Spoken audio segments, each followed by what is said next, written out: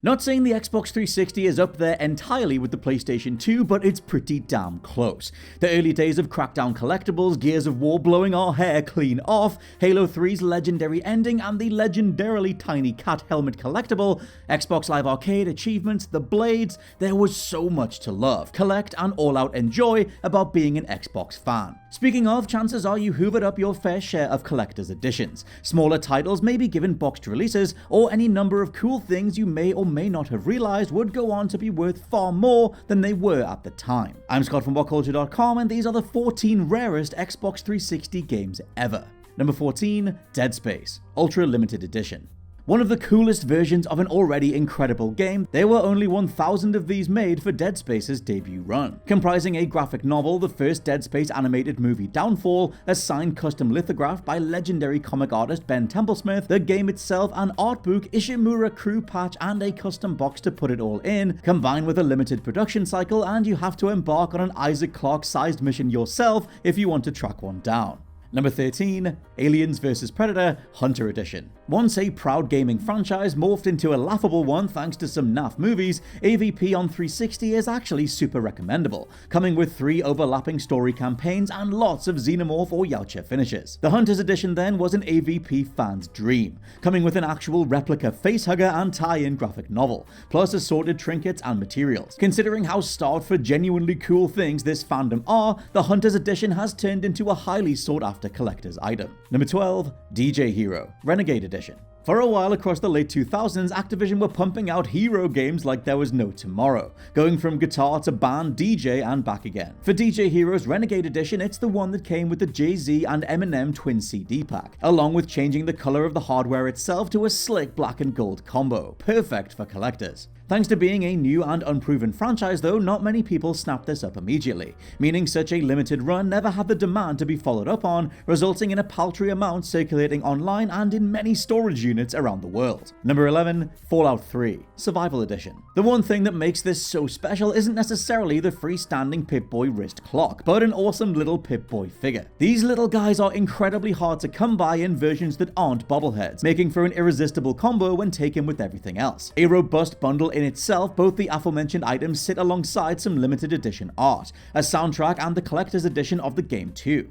Bethesda knew exactly how to make an entrance with their take on Fallout. Number 10, Spider-Man Shattered Dimensions Limited Edition. Now, this isn't anything fancy in terms of what you could take home physically, as instead the limited edition of Spidey's cross-dimensional outing came with a code to redeem a negative zone suit. Shattered Dimensions tended to go down well with fans and no one else, so thanks to the game's lackluster scores and the suit's limited availability, it's combined to drive prices up to ridiculous heights. Unless you find someone randomly posting the code online having not used it this whole time, you can literally only get one from these editions. Number 9, Darksiders 2, Collector's Edition. Hidden gems of the shiniest kind, all 4 Darksiders games are just great action titles, filled with fun, intricate lore, chunky characters, and meaty combat. Though Darksiders 3 was a bit of a dud compared to its predecessors, Darksiders 2 saw Vigil Games shoot for the stars, introducing a more open world, mounted combat, a complex loot system, and plenty more. To mark the occasion, we got a couple of limited editions, one with a hulking statue, and one ultra-rare variant featuring Death's mask itself. The latter only seems to surface every few years at one place or another across entire countries, remaining an ultra-valuable collectible if you picked it up in the first place. Number 8, Kingdoms of Amalur Reckoning Signature Edition. Seems that having your development team go out in a blaze of glory does wonders for the trading market, as 38 studios had one hell of a time getting Kingdoms of Amalur out the gate as a franchise. Included in this signature edition, the rarest of the special and collector's variants, is a unique Todd McFarlane signed sketch, a sizable troll figure also signed by either McFarlane, Ken Ralston, or Kurt Schilling, the game's soundtrack, the game itself, a set of playing cards modeled after in-world Destiny cards, more unique artwork, a dice set, and a themed playing mat.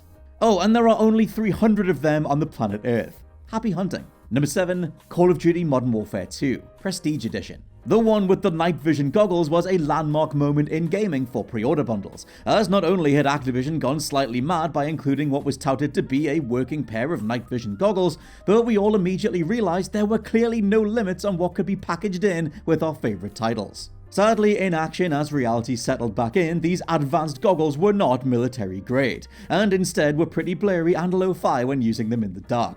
Still, it remains the coolest pack-in this side of Saints Row 4's $1 million pre-order that aimed to send a lucky fan to the moon. Yes, really. Number 6. The Beatles Rock Band Limited Edition. Ask a Beatles fan how much they'd pay for a guitar that was actually used by the members of the band. Exactly. Now think about how MTV and Harmonix clearly had that idea in mind when they created the Beatles Rock Band, as the limited edition features a whole band's worth of instruments licensed to be replicas of those used by John, Paul, George and Ringo. It's a shame this didn't take off more in retrospect, as from the incredible setlist to cartoonish takes on locales ranging from the Apple Building to the Ed Sullivan Show, Rock Band's first major spin-off remains one of its best. Number 5. Halo 3 Legendary Edition. The entire launch of Halo 3 was more like a cultural event than a game release, with Times Square plastered in Master Chief adverts left, right and center. Before launch though, fans who coughed up the substantial asking price for the Legendary Edition thought they were getting a life-size Chief helmet to wear. Instead, the reality was storage for the game itself, leading to the cat helmet label I mentioned at the beginning. To this day, fans trade the Legendary Edition online for hugely varying amounts, depending on what state it's in.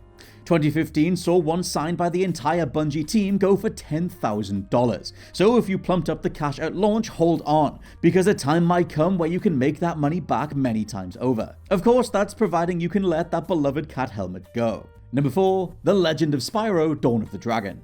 A game that's not worth a huge amount of money compared to many other entries on this list, but one that came in the midst of a franchise changing hands multiple times, right before Spyro would end up with the Skylanders crew. We're literally talking about the base game here, but through the factors mentioned, it became a collector's item through sparsity alone. Looking back, Dawn of the Dragon is a total hidden gem for fans of Spyro himself, a fairly bold, mature take on his aesthetic that included Elijah Wood as Spyro himself, plus Mark Hamill, Gary Oldman and more reprising their roles from A New Beginning and Eternal Night to wrap up the Legend of Spyro trilogy. Number 3. BioShock Infinite Songbird Edition. BioShock's status in the industry is legend at this point, a genre-bending fourth wall breaker that anyone who favors the original will shout about from the rooftops any chance they get. By the time we'd had one awesome underrated sequel though, it was time to shift gears and journey out from Rapture up into the clouds.